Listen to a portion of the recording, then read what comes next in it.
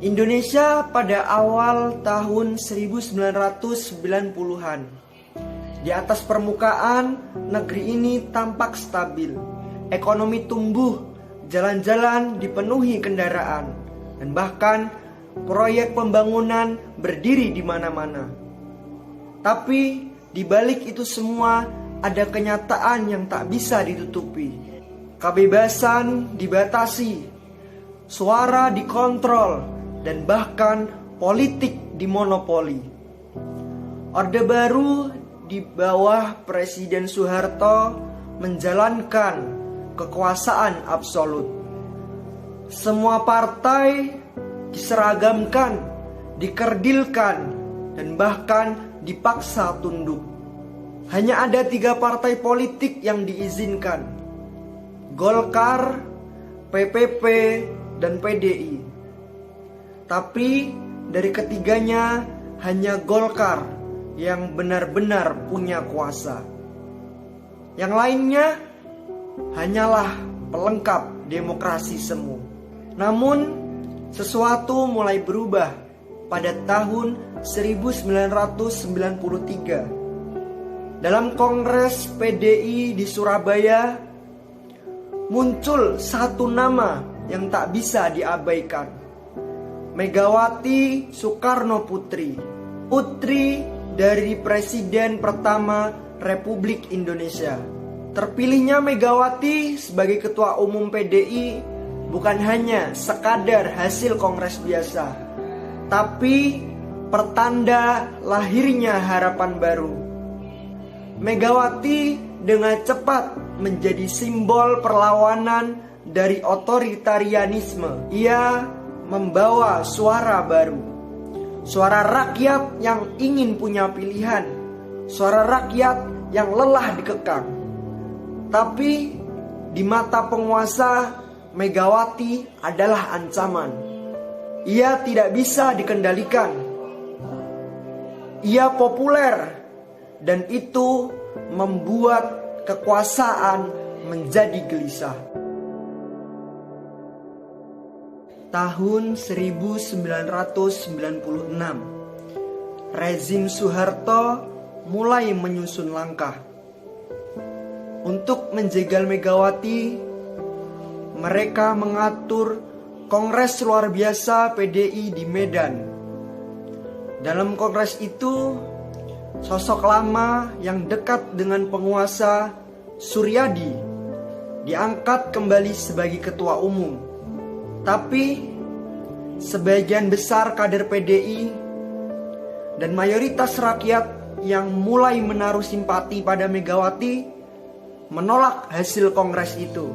Mereka tetap setia pada PDI yang dipimpin Megawati. Di Jakarta, di kantor DPP PDI di Jalan Diponegoro menjadi markas utama perlawanan. Para pendukung Megawati berkumpul, bermalam, menyampaikan orasi, mengadakan diskusi, dan bahkan mengibarkan bendera partai sebagai simbol keteguhan dari hati. Mereka tidak bersenjata. Mereka hanya membawa semangat dan keyakinan bahwa demokrasi harus diperjuangkan. Tetapi pada pagi hari 27 Juli 1996, semuanya berubah. Sekitar pukul 6 pagi, orang tak dikenal datang mengepung kantor PDI. Mereka membawa pentungan, senjata tajam, dan bahkan membawa bom molotov. Diduga kuat, mereka adalah massa bayaran yang dibentuk oleh elit politik dan dibackingi oleh aparat keamanan. Tanpa peringatan, penyerbuan dimulai. Orang-orang dipukul keluar dari kantor, jendela dihancurkan, barang-barang dirusak, dan bahkan spanduk dan bendera Megawati juga ikut dibakar. Suara tangis, jeritan, dan gas air mata memenuhi udara. Para pendukung Megawati diseret, ditendang, dan bahkan ditangkap. Jakarta pun meledak.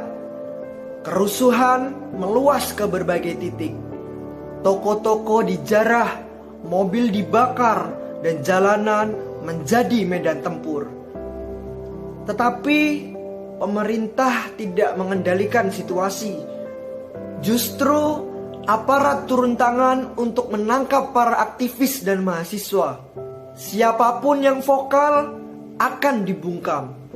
Pemerintah menyebut peristiwa itu sebagai konflik internal partai. Tetapi semua tahu itu adalah rekayasa kekuasaan, sebuah kudeta terhadap suara rakyat. Pemerintah mengklaim hanya 5 orang yang tewas.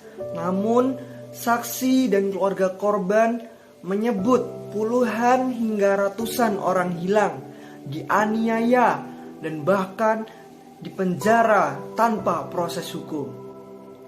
Hingga kini tak satu pun aktor utama penyerangan diadili. Tidak ada pengakuan, tidak ada permintaan maaf resmi. Negara seperti biasa memilih untuk diam. Tetapi rakyat tidak pernah diam. Megawati makin dikenal luas, simpati terus mengalir, dan bahkan kampus-kampus mulai menjadi pusat perlawanan. Gerakan mahasiswa bangkit. Mereka tidak hanya lagi bicara soal PDI. Mereka bicara tentang keadilan, demokrasi, dan hak rakyat. 2 tahun kemudian, tahun 1998, suara itu menjadi badai. Mahasiswa menduduki gedung DPR. Rakyat tumpah ruah ke jalan. Dan pada akhirnya Soeharto yang selama 3 dekade terakhir tampak tak tergoyahkan akhirnya mundur. Orde Baru tumbang, era reformasi pun dimulai. Kuda Tuli adalah salah satu pemantik penting dari gerakan itu. Sebuah titik balik yang mengajarkan bahwa rakyat yang dipukul justru bisa bangkit lebih kuat. Kuda Tuli adalah sejarah, tapi juga janji. Janji bahwa kita tak akan membiarkan negara ini kembali ke zaman ketika suara rakyat dianggap berbahaya. Janji bahwa mereka yang pernah disakiti suatu hari akan mendapat keadilan. Dan janji bahwa selama masih ada orang yang berani bicara, kebenaran akan terus bernyawa.